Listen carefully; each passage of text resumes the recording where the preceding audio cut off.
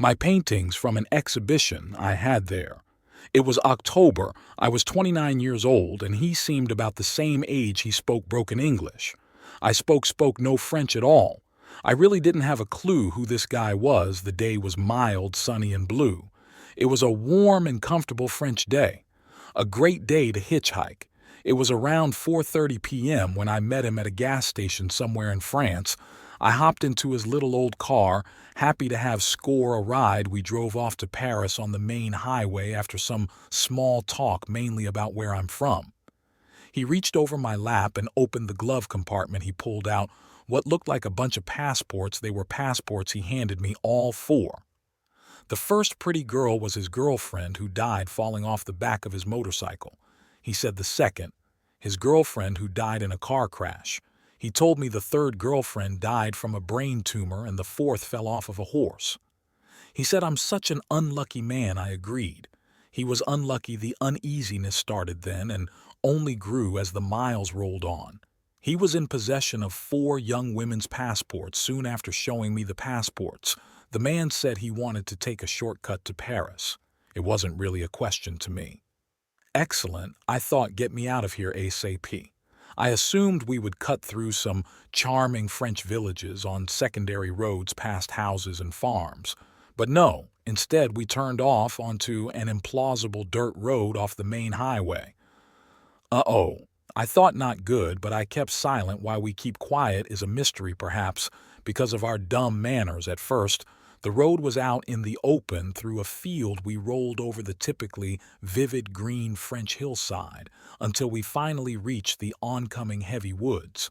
The road narrowed. It grew instantly darker. As we entered the forest road and drove in, the interior of the forest was creepy. The woods looked like the perfect place to hide something. I still found the woods beautiful, beautiful, and dreadful. It was at this point that my French driver shouted in broken English, "I don't want to speak English anymore." This was definitely not a request. Then silence, uncomfortable silence in the darkening forest. I started to feel a small trickle of adrenaline in my body. My fight ORF flight instinct was warming up. Communication had now officially ended, just silence. I pondered this because I knew I would surely have questions as we would get deeper and deeper into the thickening woods. I knew, though, that I wouldn't ask anything. Nothing. It was now 5 p.m. and the sun was fading fast. The woods grew darker. The driver seemed so tense, and I could tell he was in deep thought. I noticed his lips moving almost imperceptibly. It was rigid snake-like. I myself had moved my hand to the car door handle. A movement I'm sure could not have been missed. The car was slowing down. It did not say a word. Was I going to die? Now, did he have a gun? I looked. All these questions ran through my head. My life was now surreal. This was not my plan. Maybe I communicated with my captor in some secret way. Maybe I gave off some kind of male theron perceptible only to men facing off. I possessed my own rage issues, and I was not going down without a fight that I knew there would be no begging or cries of mercy from me. Not to this, I also had my own secret storeroom of crazy. I was big and strong at that time, rode tough through my travels, and there's no substitute for my nothing to lose stare. That is all I gave him. Something very primitive transpired. Between us then, I think rather quickly, in a matter of seconds, it's a sort of inner calculus as to whether one can overcome, stop, or kill the other guy or not, and all its peripheral considerations, not the least blood, gore, strength, and alas, dying. I don't think these calculations are the same when the victim is small and scared, begging, and weak. I think between those two uneven people, it just becomes bloodlust power. Panic, scratching, and doom. 5:12 p.m.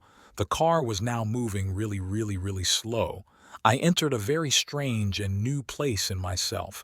I was transformed with very little preparation, transformed into a potential killer myself.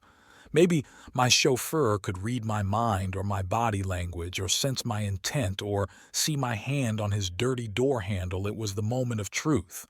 And then we suddenly started to speed up, thank God, out of those woods. Odd how these memories have come back to me as I write this. Some memories I'm not certain of. Like, did he say he had to hit one girlfriend with a shovel because she attacked him and would not be quiet and leave him in peace? Did he really explain the two backpacks on the back seat? Did I not hear that on purpose? Did I later imagine those words? Did I see more passports in his glove box than the 4 he pulled out? Why didn't I say, "Stop the car"? After the passport show, the road began to widen, and we emerged out of the dark forest into the setting sun. Dark red and orange in the sky, I could hear and then see the highway. Now I saw tiny houses across the highway. I had no idea where exactly I was. The Frenchman asked me if I wanted to spend the night at his house. We could eat dinner together. Quick film of his filthy torture chamber basement ran through my head. I politely said no, my first word spoken since the order not to speak English. I sincerely think that had I broken that command and blabbered something in the woods, my story might have had a different ending. It all came down to silence. I can be silent sometimes.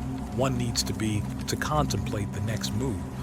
Maybe one of the faces in the passports may not have been able to spring over her nature and started to talk or beg with fear. Would that have fed the killer's darkness as evil? Who really knows? I got out at the side of the highway, and with night settling in, I watched him drive away. I never went to the police because I didn't speak French, and I thought maybe my imagination was just too damn active. I yelled something into the night sky, just wondering what the hell just happened. It was fully dark now. I was now exhausted after that little adventure, and I soon fell asleep on the side of the highway the next morning. I was worried what the new day would bring. I looked at my hands. Am I still alive?